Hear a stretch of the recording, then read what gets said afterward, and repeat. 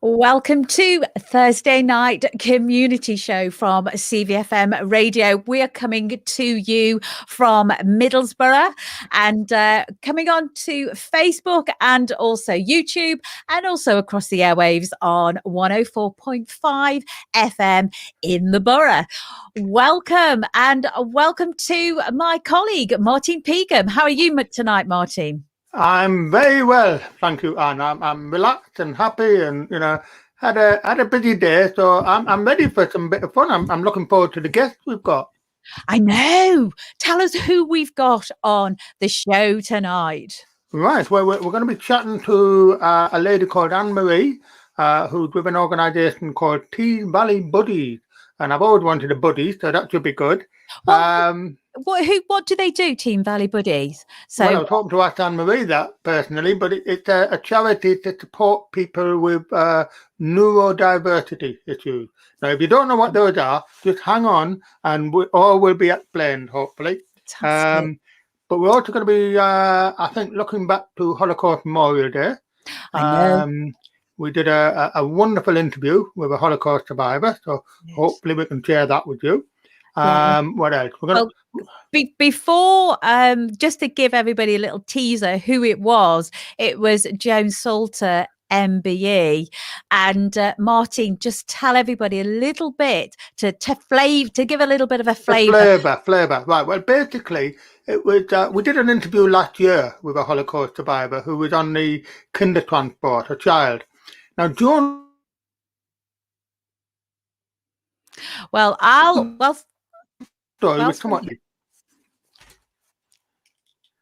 you there? And basically, she came out of Europe. She went to America. Her mother and father survived the war, and we were chatting about the impact that being separated from your parent, because she was adopted in America. And, a 7-year-old, she discovered she had a mother and father back in England. So it was really weird sensation for her. And we chatted all about that. She's a wonderful, wonderful lady. Yeah. And then a little bit later, we are linking through to a TED talk, and we're going to be talking about sneakers. So, because I know you've been buying sneakers or trainers recently, Martin, so I thought it was apt this week. You got this on me this evening. You said there were trainers at first. I didn't know whether we were talking about people to encourage me to run. But it turns out that the things I put on my feet, which are apparently in America called sneakers, and yeah, I have running shoes, so I'm really interested to find out what this is going to be. Oh, it'll be really good. Now, sitting in our green room, we have our first guest this evening. It's Anne-Marie. I'm going to just bring her into the feed as well. Hello, Anne-Marie. How are you this evening? Hello. I'm wonderful. Thank you very much. Thank you. I do like it when all I'm looking at is a whirring circle on my screen. If you're Facebook watching this, it's fascinating. It's like somebody coming in from outer space. Okay then, Martin. Martin, do you want to just click out and come back in again? I'll click out. Okay, because I've literally gone and lost both of them. So this is the beauty of live radio, everybody. I am going to be adding Anne-Marie back into the stream. Hello, Anne-Marie. How are you this evening? Hello there. I'm wonderful. Thank you. How are you? I'm well, thanks. Thank you so much for coming on the community show this evening. And we're waiting for Martin. So I'd actually said to Martin, what do you do? So whilst we're waiting for Martin to come back, just tell us a little bit about what you do.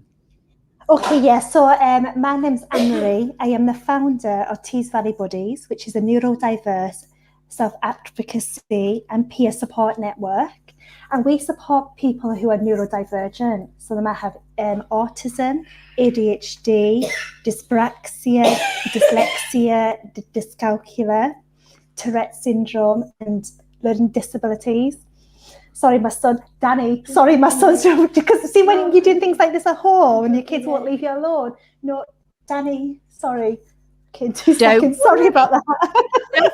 Yeah. I normally have a cat walking across the screen. So and I've got a dog who joined me as well.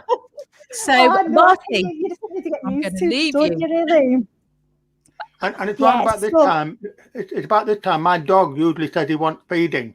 So, you know, Oh. we have all sorts of fun on this program, Anne-Marie. But go on, you were telling us what Tees Valley Yeah. Buddies try to do.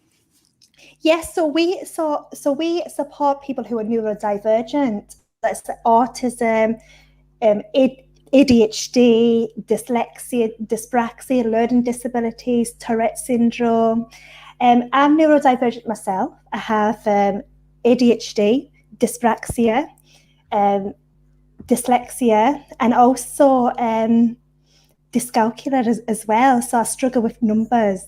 So this is a fantastic charity, really, because we are built up really of neurodivergent volunteers, and we help other neurodivergent people as well. So, yeah. So basically, I mean, I was a lot of these conditions have like they've been there for a long time, but they've only become in public recognition in the last couple of years. I mean, you know, autism is now fairly standard. People know what autism is. Some of the other dyslexia, dyspraxia, perhaps not. So, do you find that the people that you deal with are actually confused by what their condition is? Or do you find that the children, that their parents are confused? How does it manifest itself?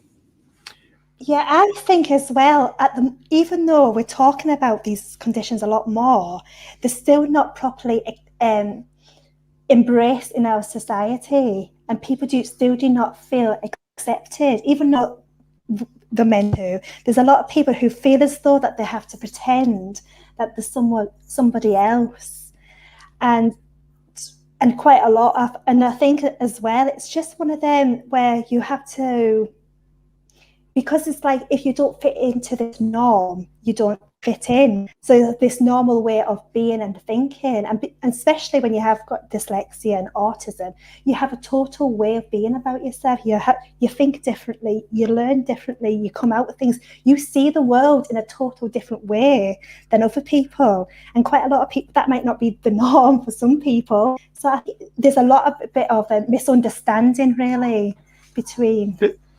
I mean, I know what you're driving at, because I mean, I've worked with people with autism for many years. In fact, I seem to remember interviewing and employing somebody who had Tourette syndrome back in about 1981.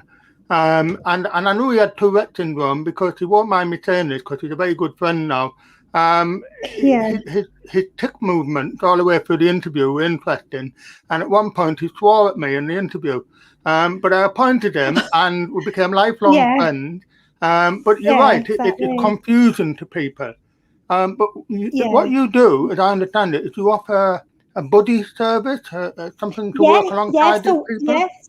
Yeah, so we offer a buddy service. So it's just like our peer support buddies. So they go into the communities and link up with people who have got neurodivergent conditions, and they're just struggling about themselves. Some of them have got depression. Some of them are just not very in a way where they can embrace the people they are. And our peer support buddies, they're quite happy. They've embraced themselves. They've gone through that kind of process where they feel a lot more happier.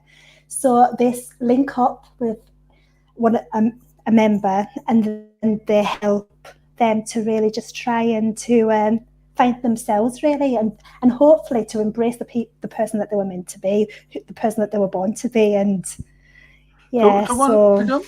presumably one of the things they do, I mean, I've dealt with parents whose children have extreme examples of autism, and one of the things is finding their mind through the minefield of education, entitlement benefits and all that sort of thing.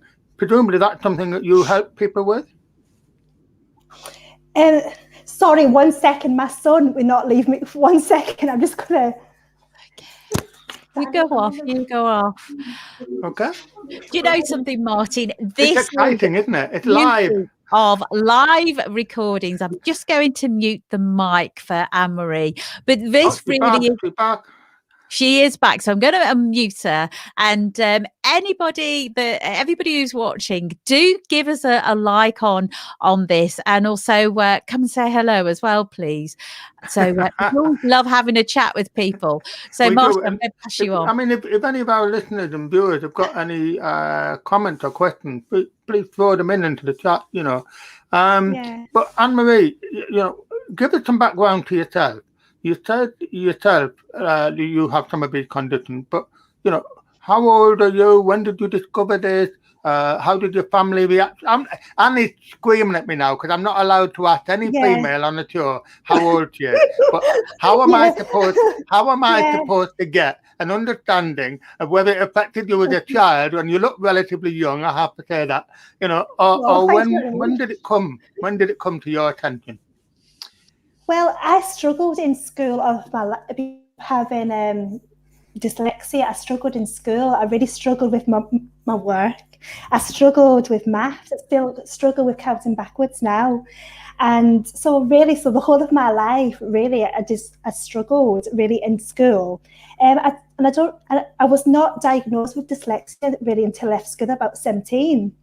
And then I think since I sort of looked into my own self and a bit like a self-discovery journey myself, I realised that there's other things about me, like, because I've got a son now who's got a learning disability, but then I'm seeing little bits of myself in him as well. So I'm like, oh, actually, I'm very clumsy. I trip over constantly. It's amazing I've not broken my leg. Honestly, I'm the one who's going over all the time, honestly. And it's like, if I go to anyone's house and they've been painting, and they say to me, don't touch, that's the wall's been painted, just leave the wall alone.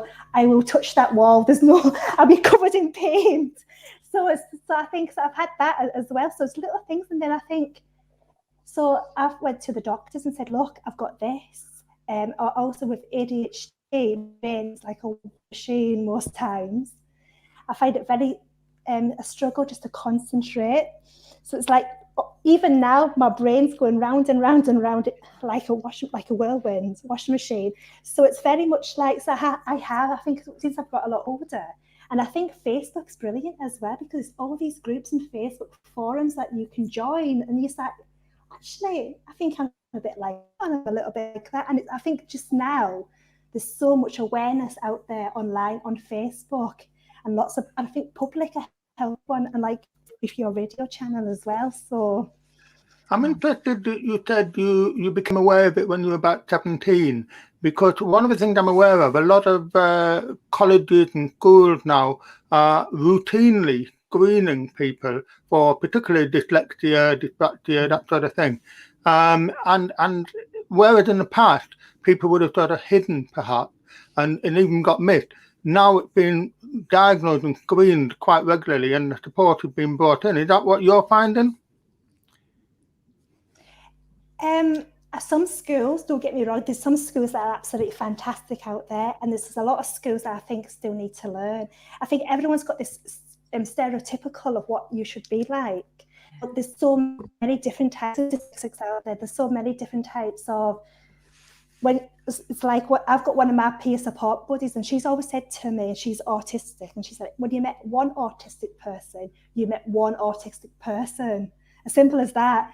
Just because you met one doesn't mean you know exactly what they're all about and how they think and everything. Everyone's unique and they're all completely different. I know. I used to work with disabled kids at a riding school, and quite a few of them had on the spectrum of autism, and they ranged from everybody who was manically competitive, and seriously competitive, to people who were so laid back that you wondered whether they'd actually arrived that day. Every one of them was an individual, and I think that's the point. You talk about the buddy system, and I also know on your Facebook page you provide a lot of advice and a lot of guidance. There was a lot of there's a wonderful little chart you have on your page of how to self-diagnose, I suppose, ADHD. A little sort of 6-pointer. I thought that was fascinating. Yeah, I think it's just little questions just to have out there, and little things for you to talk about, because I think as well. See, when I didn't realise I had ADHD really until I got a lot older, until I went onto Facebook, and then I started speaking to other people who've got ADHD, especially since I've started this charity. And it feels like, see, when I try and explain it to somebody, see, when you've seen the Land Before Time with the dinosaurs, you know, that film, The Land Before Time, it's like a cartoon, children's film. And then Bigfoot goes and he goes to and then he's trying to find his land to go and see all the big, all his family. And then when he's found up his family, it's like that, he feels totally embraced again. Do you know what I mean? What I'm trying to get at. But I feel now I've met so many people with dyslexia and they've got ADHD. I feel, oh my goodness. And it's so lovely and it's so embracing, really, to be around people that understand what you've been going through your whole life. You can have a laugh and a joke about yourself, because normally I used to feel so embarrassed if I messed up, if I tripped over, if I said the wrong words. But now when I'm around people like this, it just gets it. We can laugh at ourselves. And I feel like that's very important, isn't it? Yeah. And exactly, I think the other thing is, well, it's having role models. I mean, I know that, you know, people like Bill Gates, who is very open about his dyslexia, and there are plenty of others who, I mean, let's face it, Bill Gates owns the world now, doesn't he? I mean, you know, we can't do anything without Bill Gates knowing about it. And having that role model, and saying, look, it's all right for him, it's all right for me. You know, that sort of, is that some of the things you try to get over to people, that there are people who have achieved things that are just like them? Yeah, absolutely. And also in our communities as well, we've got some fantastic people who have gone through their lives, who might be autistic, who are doctors now, who are nurses, we've got teachers. And I think it's important to talk about stars, but also in our communities. And that's what I want to try and bring alive. Let's talk about these amazing people that's struggled in life, because it is a struggle sometimes. But they've not let that stop them. And that's what I want to try and get out and hopefully get into schools. We have got some fantastic, amazing ambassadors that have, and they're absolutely, honestly, they are just wonderful and amazing, and they've done so much stuff in their lives and they've achieved so much. And they are out there to celebrate the neurodiversity and hopefully try and encourage others to celebrate it as well, and just feel like an inspiration, really. So... Yeah. So if people are listening tonight and are watching and are interested in finding out about what you do and the services you offer and the support, how do they get hold of you? Yeah, well, they can get in contact with us through our Facebook. We're on Twitter as well. We're on LinkedIn. We're on Instagram. And we are just in the process, really. We only got charity status in October. So we are in the process of getting it all together. So how long? Tell me, how long have you had the charity? How long have it been going? Well, I started because I've got a son with a learning disability. So I started off as a Facebook group trying to find friends for my son who struggled finding friends. And it was his birthday coming up, and I was like, okay, darling, what do you want for your birthday? As you do. And he goes, Mummy, I just want a friend. That's all he wanted for his birthday, was a friend. So well, have you got one? Yes, he's got quite a few friends now since. Thank goodness for that, because we were just about to put an appeal out. Oh, bless you. Oh, yeah, but so that's how I started, really. So then I started this Facebook group, trying to find friends for my son, and hopefully try and help other people like my son, friends as well. But then I got so many messages from people of all ages. I've got older people who are in the 60s, 70s with autism, who never had a friend. I want a friend as well. I want this, I want that. Then the more I sat talking with them, it's like, oh my goodness, I can make this bigger than what it is. It's like a dating agency for people with autism. Yes, that's what it's like. Yeah, it is. Well, definitely. Yeah, listen, Anne-Marie, if the people who are involved with you, support you, do it, anything like you, then, you know, no problem. Because you're a really inspirational person to listen to. It's been really interesting talking to you. And, you know, people, go to the Facebook page, Tees Valley Buddies, is it? Anne-Marie? Yes, Is it Tees Valley Buddies? Yes, it is. Excellent. So just look out for Tees Valley Buddies. We'll post a link or something on the. I don't know anything work, Anne-Marie. When I leave it to Anne to connect me to the world. Oh, But we will. I'm terrible as well. With IT, I'm absolutely shocking. Honestly, so I don't understand where you're coming from. Well, I've just actually added Facebook Tees Valley Buddies. Just look at that. Isn't that amazing? We're talking and she's done it already. Right at this moment, Bill Gates is looking on and he's saying, that's great. Oh. No, it's been really good talking to you, Anne-Marie, and hopefully we can have a chat with you again sometime in the future and see how things are developing and going along. So, it's been absolutely great. Thank you very much indeed. Well, I would like to bring the ambassadors on sometime, because I've got some fantastic ambassadors. So if I can bring my ambassadors on to come and speak to you, that'd be wonderful. So yeah, that'd be great. Something for the future, but no problem. That's lovely. Well, what we'll do is we'll do a private little recording, and then we can actually, because Martin and I have been doing some weekday recordings as well, and we could actually do one of those separately, so we could actually have quite a few of the ambassadors, and that'd be good, wouldn't it, Martin? It would certainly be good, not least of which I've been struggling with my lip reading tonight. So thank you. Oh, well, thank you, Mike. Goodbye, Anne-Marie. Thank you so much. Take care. Bye. Bye-bye. What a lovely lady, Martin. It was. But there was a bit of sort of interference on the connection.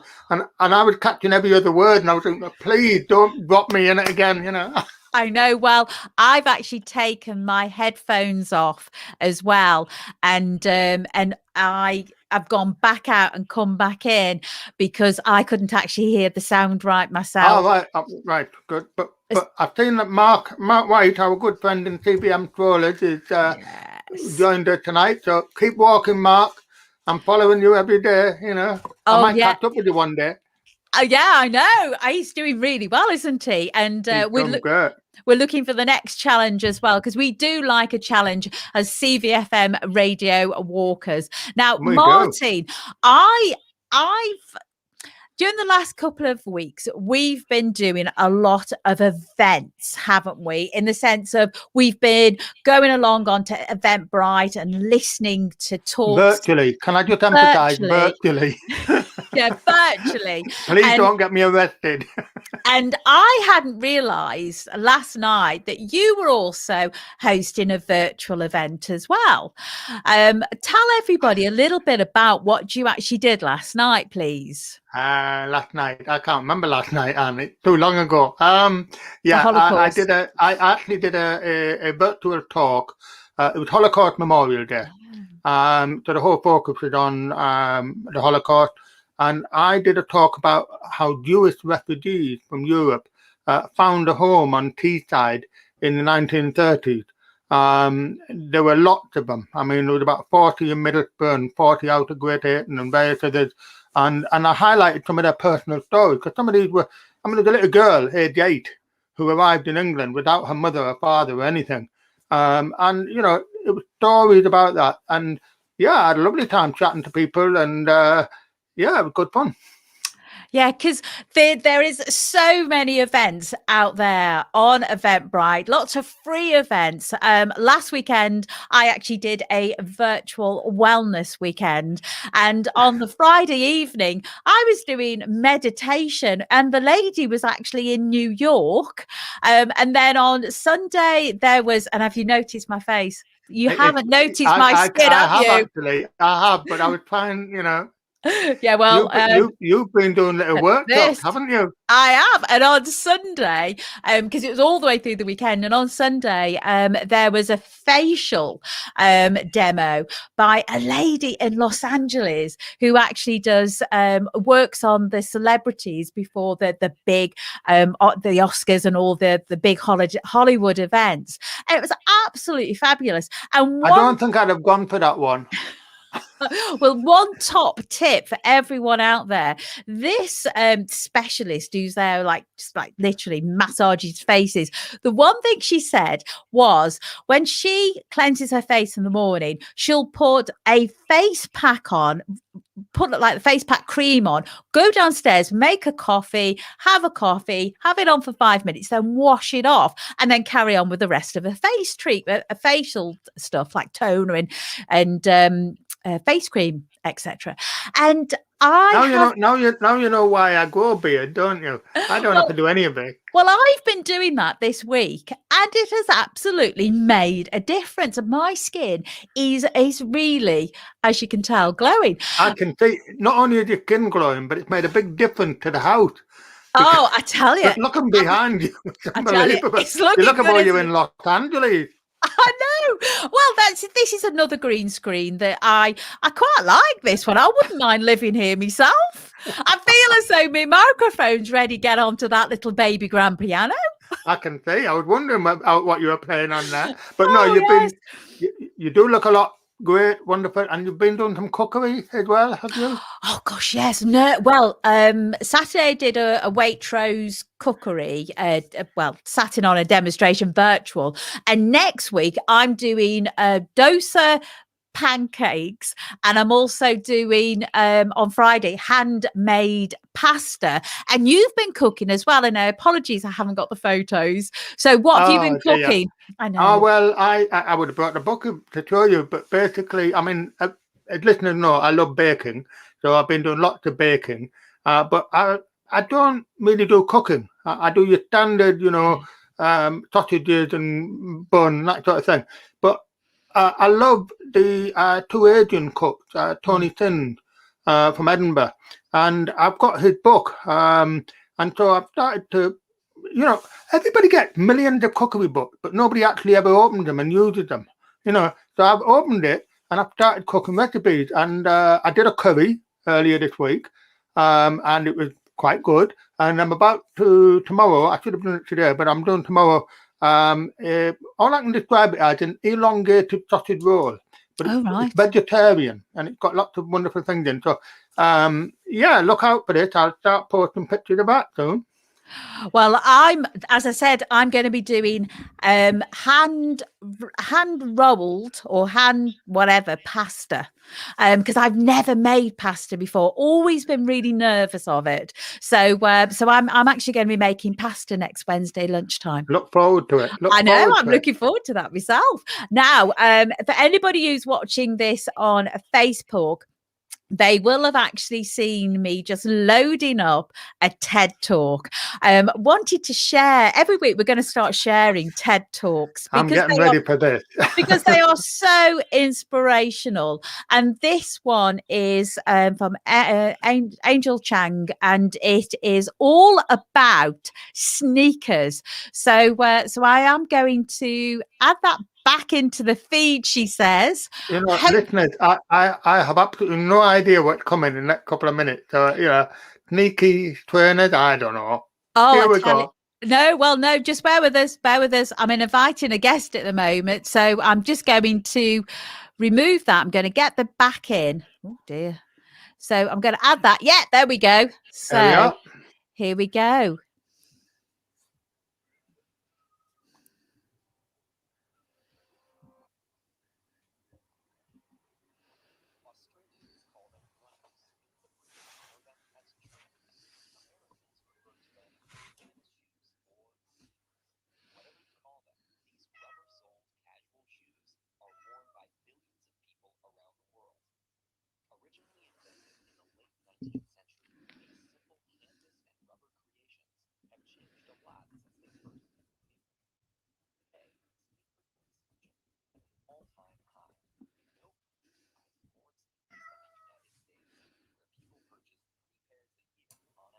Am I supposed to be hearing some sound?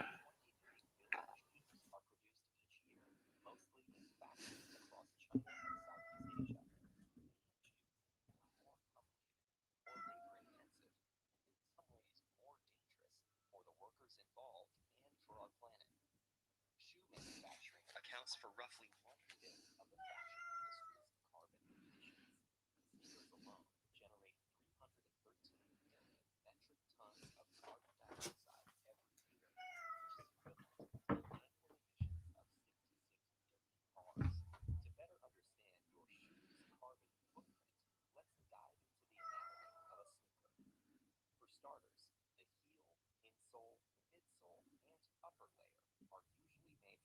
synthetic textiles like polyester, nylon, latex, and polyurethane.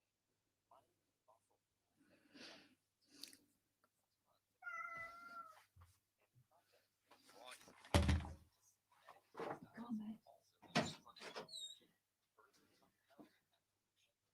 some sneaker tops are made from natural sources like leather, but tanning this material relies on chromium, a carcinogenic substance that can damage freshwater ecosystems. The outer soles of most shoes are made of rubber that's gone through a process called vulcanization. This technique adds sulfur to superheated raw rubber to create a material that's both durable and breathable. Until recently, sneakers used natural rubber as the outer but today, most outer soles are made with a synthetic blend of rubber and byproducts from essential oil.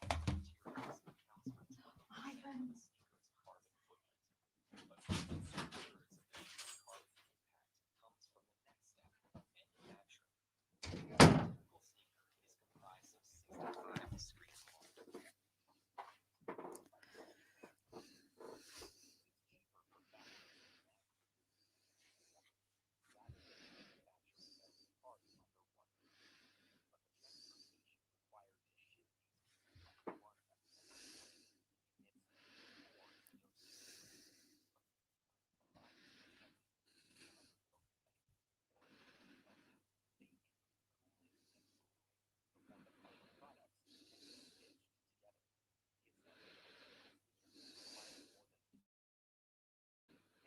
of the shoe's carbon impact comes from the next step, manufacturing. A typical sneaker is comprised of 65 discrete components. So, Martin, what did you think of that? Our TED Talk Well, first. it looked interesting. It looked very interesting, but apparently it was a silent movie. Do you know something? I don't know if you've actually been able to hear that or not. So nobody's actually told us. I I'm couldn't, sure I Idris couldn't will do be. it. Well, I'm sure Idris will be informing me if he didn't. So as you do, I am now worried for our next video. If we can't hear it via YouTube, we've got a bit of a problem on the live as well. So Martin, what were you up to? Because you were telling me you were up to something else the other day. I'm up to loads of things, but most of them, Well, I know. I don't want them declared to the public. What, Martin? You were telling us that you wanted to mention something in particular. Oh evening. yes. A lovely gentleman. Thank you. You talked earlier about doing challenges, and one of the challenges that I've done in January is to mark Dunkirk. Yeah. Walking 150 miles to mark Dunkirk, but it was for the Royal British Legion Institute, and through them, I've heard about a wonderful gentleman called Tommy Trotter. Yeah. Now, Tommy Trotter lives in Thornaby. He's 100 years old. And listeners might remember that when Anne and I went to somewhere called the Don Bar in Stockton, which is a bar in Stockton for all veterans, and the wonderful Julie Cooper, who provides services for them 24 hours a day, 365 days a year. And the Don Bar had actually moved to Thornaby. When we met Julie, we were talking about it, and it's now a place called the Last Post and also the Don Memorial Bar. Now, Tommy Trotter is 100 years old. Yeah. He was on Omaha Beach on D-Day in 1945 with the Royal Northumberland Fusiliers. Wow. And he's very independent character, still lives on his own, looked after by his niece, but he's on his own. And he used to call in the Don Bar all the time. Very part of the furniture almost. Yeah. Now, he was planning to have his 100th birthday in the Don Bar or in the Last Post.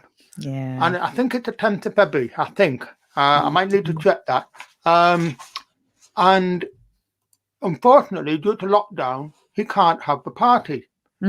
So Julie has started a campaign to get as many people as possible to send Tommy a card, a birthday card. Oh. So he's not forgotten, and he feels about people out there care about him. His birthday is on the 10th of February, He lived in Thornaby, and what we'll do is we'll post the link to the details of Tommy, so you've got his address, Mm.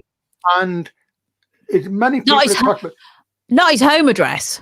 Yes, because it's been posted on the Dunbar site, so it's actually open to people. So and people can Okay. send him birthday cards, or To his they home can address. drop them off at the last post or whatever. Okay. And basically, this campaign is going viral. I've seen a branch of the Royal British Legion in Kent who are rustling up support for this, and Can imagine. you know, it's all over the place. So please, this guy's 100 coming up. He doesn't want to be forgotten. So have a look for the link and send him a birthday card. So it's the Dom what Well, I is think it? it's Julie Cooper, and she's the Don Memorial Bar. We'll put the details up on the Facebook page later because I wouldn't want to get it wrong. Put it that way. But what I'm going to do is I'm just going to Google that so we can actually, and then I'm actually going to put that up whilst we're chatting. So, You're so clever, Anne. You're way ahead of me. No, I'm not. No, you know I'm not. You know I'm not. So it's the Don Memorial, and it's in Stockton, isn't it? Well, it's now moved to Thornaby, so yeah, because they moved from a Riverside over to new premises. It used to be the old St Patrick Club in Thornaby, and they got the whole place reconverted so they could move. This is the playtime, you remember. It had about 7,000 poppies all over the place, and it had photographs and flags. All the stuff in there had been donated by veterans, and it was personal, and it was very moving. But I mean, Julie does a fantastic job because veterans who are homeless, veterans who are just down on bad luck, need a meal. On Christmas Day, she was providing food. You know, I mean, that's the sort of place it is. But yeah, Tommy Trotter was in the Royal Northumberland Fusiliers, was on Omaha Beach on the 6th of June 1945, 100-year-old on the 10th of February. Let's get him a birthday card.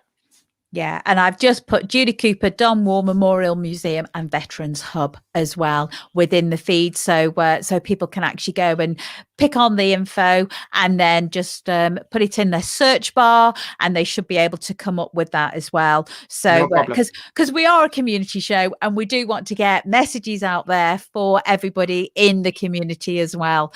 So anything else that you've been doing, Martin, this week? No. Oh, no. You're on TV tomorrow. What are you doing on TV? I'm not on TV tomorrow. I'm recording a piece tomorrow for, you might remember there's a series called The Architecture That the Railways Built. And I did a piece for the Stockton Darlington Railway last year, and they very kindly got a hold of me and said, we'd like to do something different. So I'm filming with them, and I've checked all the rules, and I know exactly what I'm allowed to do and who I can talk to. Are you having a comedy show then if you're doing something different? Is it alternative? No. It's definitely not a comedy. It might be a comedy in the fact that I'm there. You know, I mean, you cheeky thing. But no, it's just a bit of filming for that tomorrow. What else have you been up to? I'm still walking and running. Well, tomorrow there's an Eventbrite talk, but that on Belton. Yeah, and the British. Yeah, and funny enough, I have a relative who was amongst the first army to enter into Belton concentration camp at the end of Second World War, and I didn't know this until a couple of years ago, and he's no longer with us. And it was his daughter that told me, and I was like stunned because what they must have seen and heard and everything. But yeah, there's virtual talks galore at the moment. You can, and one of the things I have been involved with today is we are planning for Local History Month in May. Yeah. And that, you know, who knows whether we're going to be allowed to move about tomorrow, next week, next year. So we're planning it as virtual on the ground that if it turns out we can scrap it and all meet together in the pub, great, you know. But yeah, we're planning that already. Yeah, well, also... What have you been up to anyway? I found out this week that my co-presenter here once caught a 9.5 pound trout, brown trout.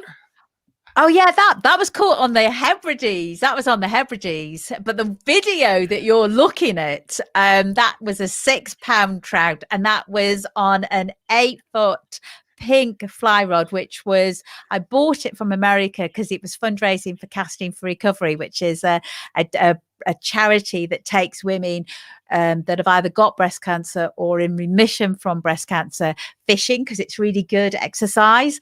And so I christened it, and I had a little Hardy Perfect reel. Any anglers listening to this will know what that was. But I have heard the name Hardy. I know Hardy, that's in Morpeth or so somewhere, isn't it?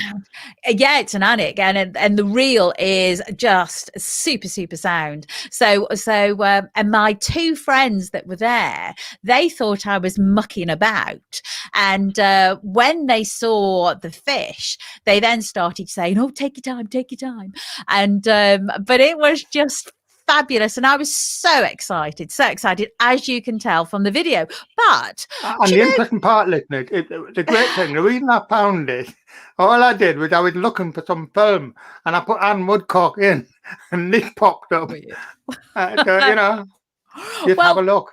Well, do you know something? Do you remember the other week when we had the Biden inauguration that I was raving about because I just absolutely loved it? Well, I don't know if you remember, listeners, that I mentioned Bernie Sanders, and he literally was the gentleman that was sitting there on his chair, legs. Give a demonstration, Martin. So anybody who's anyone who's watching this on Facebook will actually see Martin with a mask on, a big pair of mittens in his hand. He was sitting on a foldy up chair, and he looked flipping freezing, didn't he, Martin? He did. He turned up everywhere, hasn't he, Anne? He really has. And literally even IKEA have actually gone and used that image to actually sell a chair and a pair of hover gloves. Oh, I didn't realise that. Yeah, I mean, I've seen him in Stockton High Street. I've seen him, all over the place. Well, the great thing about it is that it's raised millions of pounds for a charity in America, because what he did what he's gone and done is that image, they went and copyrighted it, so people have had to pay for it if they wanted to use it. And also, as well as the mittens, the lady who actually sent him the mittens, it's just gone absolutely crazy. Just the demand for them. So it's absolutely actually, I could do with a pair, to be honest. Well, literally, this is a photograph of the lady. I don't know if everybody can see that. Yeah, we're saying that. There's lots of mittens, different colours. Yeah. And what she said is, I made Bernie's mittens as a gift a couple of years ago. They're made from repurposed wool sweaters and lined with fleece made from recycled plastic bottles. So and honestly, the campaigns, everybody can see that. It's wonderful. It's gone mad. When I first saw it, the first couple I saw, I thought, what is this? Has somebody sort of scammed me? I love that one. That's brilliant, isn't it? That's brilliant, isn't it? So and here's this. I'm tired of people. I'm tired of Earth. These people. I'm tired of being caught in the tangle of their lives. There you go. Obviously, the quotes disappeared in the middle. But don't worry about that. We've got the message, Jan. Bernie Sanders is all over the world. I'll wait for this one. Anybody remember the fly? Oh, yes. The vice president's head. Pence. Mike Pence. And literally, he kept. Let me move that. He kept talking when that fly was on his head, and everybody was watching the fly, not him. Yeah. Well, what they've gone and done is they've now put Bernie on it. That's brilliant. And I've seen him. I might be wrong here, but I don't know whether he was at one of the COVID-19 briefings, but he's certainly been on stage with a number of people. I mean, it's just everywhere. He really is. I'm Believe me. so sorry, everybody. I'm just having a. If you're watching our Facebook page, you really should be watching our Facebook page because this evening we're actually showing photos of Bernie, and they are quite witty, aren't they? They are very witty. I do apologise to anybody just listening in because they often say that a face is made for radio. Well, the Bernie Sanders photos were definitely not made for radio, but they're No. fantastic. They're wonderful. The thing is, Anne, they're putting a smile on people's faces. Which is, Definitely. what more can you ask for? I mean, definitely. most people were smiling. I get political when Mr. Trump left, but to see Bernie Sanders, it's fantastic. Oh, well, do you know something? We really need a little bit of fun in in our lives at the moment. And at this present moment in time, I'm still going down that list, Martin. And Please don't go any further. I am still laughing at them. What have we, what else have you been up to, or what are we going to be covering in the next couple of weeks? Well, I'm going to be getting some of the councillors on to talk about the childcare because I think that's I'm glad you've said that because I think some of our regular listeners are probably wondering where the councillors have gone tonight. My fault. I'm terribly sorry. They've turned you down, or you didn't even invite them out for a date. Oh gosh, Anne. The councillors crying at this moment. Well, I was too busy on Burns night, obviously sitting by myself on the internet, listening and watching all these Burns celebrations. Well, I was sitting there with me little neeps, tatties, and bit of haggis. So I have actually. And was there a glass anywhere inside? No. Hey, with this skin, you can't afford to drink with this skin. Anyway, Martin, on last Friday we went and obviously we're very lucky to get Joan Salter MBE. Yeah, absolutely amazing. We got the opportunity to have a chat with this Holocaust survivor, thanks to a good friend of mine, Shabana, who worked with the Holocaust Education Trust, and we did the interview. We put it on video. We put it out there, and the last I looked this afternoon, we put it out yesterday, Holocaust Memorial Day, and the last I saw it had 2,000 views already, which is amazing. But she's a wonderful woman. She tells a tale which is not the usual story of survival in the camp, because she wasn't in a camp, but she tells the story of how the Holocaust completely disrupted her life, her family's life, and everything. And that's a message which resonates through, genocides and wars and everything. It's not always the people that are directly in the line of fire. It's everybody that spins off from it, and the fact that you lose family, you lose contact and everything. And she was wonderful. And please, watch the video, listen to it. She's wonderful. Well, Martin, I listened to her on Tuesday evening because she gave a talk, didn't she, at Stockton Library. Everybody check out the events at Stockton Library because they've got some fabulous, fabulous events, including our own very Martin Pegham. But and Middlesbrough Library do as well. The whole library service is doing a fantastic job at the moment. Yeah, they are. Especially if people have got children and you're struggling with your homeschooling, the libraries are doing some great activities for the kids. Well, there's and the thing is get yourself out onto YouTube. We've got Joe Wicks. Both myself and Martin have actually become Joe Wicks fans, haven't we? I have. I struggle a bit with the fancy dress there. I did very well on the human body questions on the Wednesday yesterday. Oh yes. I think I got 2 wrong, and I'm still arguing that I actually got them right. But the Monday session, which is pure keep fit, I absolutely love. Great fun. Well, I've actually been doing Joe Wicks at 8 o'clock in the morning. So I've just been going onto YouTube, picking up one of his sessions, which have been about 20 minutes. And the difference this week has been fantastic. And also as well as you feel much happier and perkier. But last Friday, I think has got to be the piece de la resistance. I have not laughed so much at one event Martin, tell everybody what Joe Okay, Wicks was well, doing. basically, Joe Wicks had a Honey Monster costume on, and he was struggling enough as it was because he couldn't complete half the exercises. He was sweating, he was gasping, Normally, and at one point his head flew off while he was. But then the Pierce the Magician came up when he decided to dance backward and forward, and he slid across the room. And if you're on Facebook now, you look at my room, there's a sort of wall connection that leans down. Well, Joe Wicks had this sort of angled roof, and he went slap bang into the angled roof, left a dent in it, came staggering out a bit concussed, and had to carry on. But I don't know whether you saw this, Anne, but he was interviewed this morning on BBC about it, and they said, "Can we talk about the incident?" And they wanted to talk about him smashing into the wall.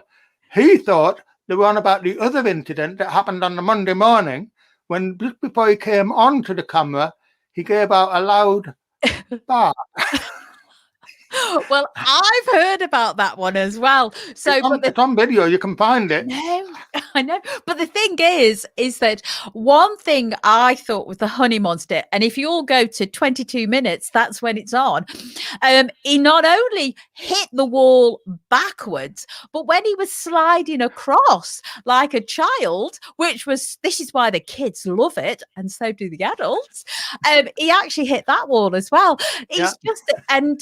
Last year, he actually did one session, a couple of sessions with a broken arm. So I was quite impressed with that because I thought, my goodness. But he's fabulous. I love his enthusiasm. I tell you what as well, Inca, my dog, he enjoyed it because he actually does the press up with me. He goes down on the floor and lifts up. It's brilliant. I keep trying to capture it on the camera, but I'm in the middle of doing the exercise, and suddenly Inca comes over nose to nose, and he's doing the exercise with me. Well, I know Ivan, he started sitting next to me and actually watching Joe. And then he looks at Joe as if to say, can't you try any harder?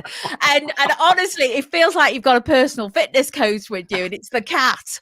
So, but going back to Joan. When I was listening to the presentation she gave on Tuesday, and I thought the chat that you had, Martin, was exceptional because she talked about the journey of going through like the different countries, and the fact that her and her sister and her mum, they were actually told, because they had to go to the police station to actually sign every day, and the police officer actually said, "Oh no, I can't find your leave, I can't find your information." And he said to the other police officer, who wasn't a nice police officer, "Oh, can you go next door and go and find out if they've got another piece of paper?" And then he actually told them that tomorrow they're coming to round everybody up and you need to leave. Which is very brave.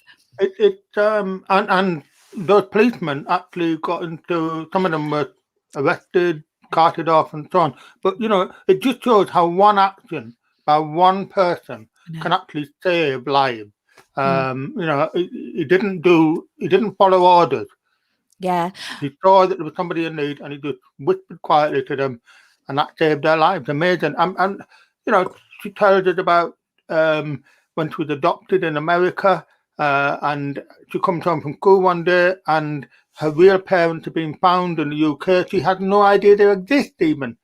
And she's going to be sent up, and the devastation it causes, something like that. Amazing.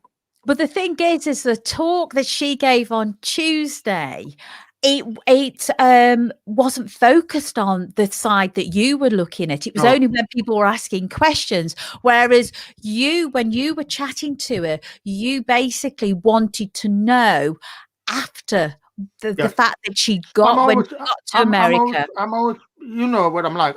Wherever I'm looking at my history, I'm interested in people and how they feel. How I always say to myself, what would I have felt like? What would I have done had I been there? Because it's dead easy to look back on history and say they shouldn't have done that, or that was that. But what would I have done? And so, and how did it impact on people? Yeah. And because we all know, I know that probably more than anybody, people from the wars, second and first, never talked about it. Now, for historians, that's a nightmare because they're not talking about it. But why? And it was because it had such an impact on them, and so to get that out of them. And so when I talked to Joan, I was interested to know how it had affected her family in the long term. And she was delighted to talk to us about it, and very moving. And the video, as I said, got about 2,000 views. So please, don't miss out. You'll be the only person who hasn't seen it soon. So, log on to the CBFM Facebook page and you'll find it. Well, what we're also going to do as well is because it should actually be sitting behind this screen. And I'm a little concerned that I know that Martin couldn't hear the TED talk, though I could hear it perfectly. Though I am at a disadvantage with you, Martin, aren't I? Because you're profoundly deaf. Yeah, well, that's my excuse for not hearing things. So you'd be amazed at how many instructions I've had to do something around the house that I've never heard. Oh, I wonder why. I wonder if Janice. I hope Janice is listening to that. She'll certainly note that one. But what we're going to do is this is actually being streamed into Facebook as well, and I'm looking at potentially going into Facebook to stream again onto here. So this may work, it may not work.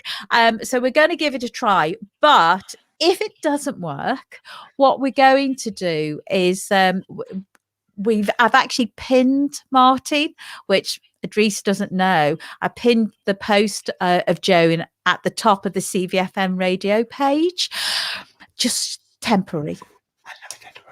No, but and listeners, don't tell him. No, don't tell Idris. Don't tell Idris. Whatever you do, don't tell Idris. So you'll be able to go into CVFM. He might be listening, Han. And Idris might be listening. He doesn't. Oh, that's okay. We're a great advert, aren't we? The station manager doesn't listen to us. Oh, but so if we do have problems, and I apologize in advance if we do have problems, but let's give it a go because we're going to be positive. As Dr. Murad said, anybody can have a bad day. You can have a bad day or you can have a good day. But why would you choose to? So, well, yeah, why choose a bad day when you can have a good day? Good day. So I'm going to share this, she says. So here we go. Sharing screen. Come on, please. I know this is exciting, isn't it? It really is. The beauty of this program, the beauty of live communication. You join with us, and I bet you are sat there praying at the moment that this will work. Yeah, well, we're praying as well, everybody. So, Martin, what's happened? Come back on. You've been removed. I've been turned into a spinning circle in the outer dimensions of space. Then. I will come back on. Okay, so.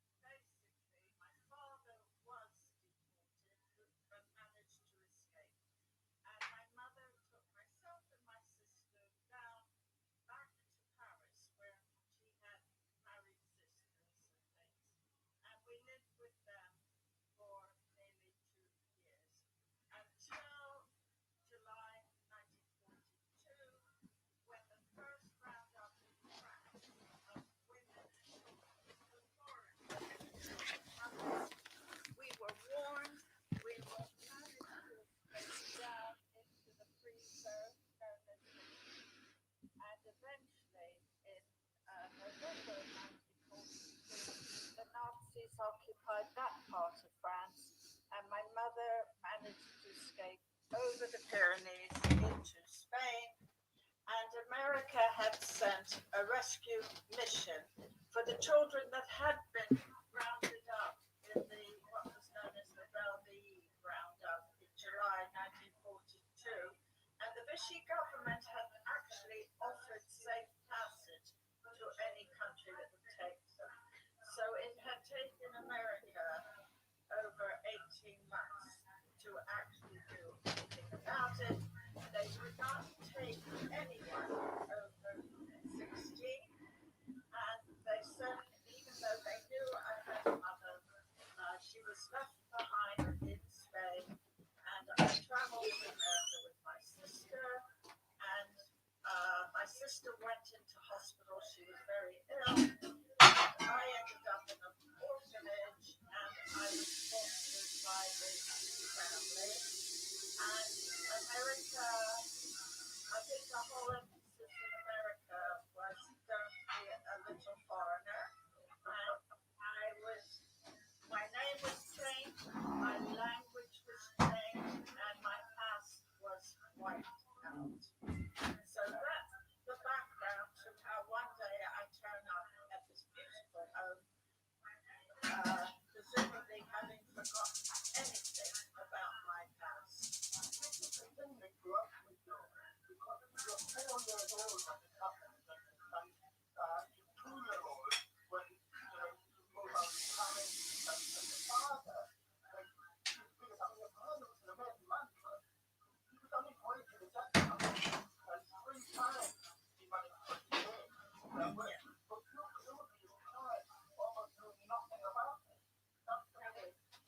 It's very common that the parents hid from the children why they had to hide and mustn't tell anyone about us and stuff like that. And that was very common. I know from other child survivors, they had no context to what was going on. So yes.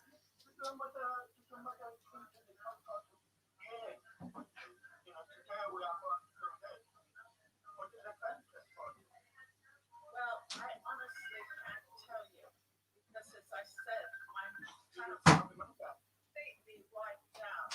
It's very interesting because I've read the social workers' reports when I got to America, and they said I spoke fluent French, and I cannot speak one word of French anymore, or I have to learn.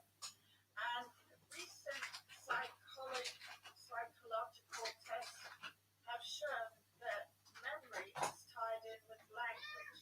So I spoke French,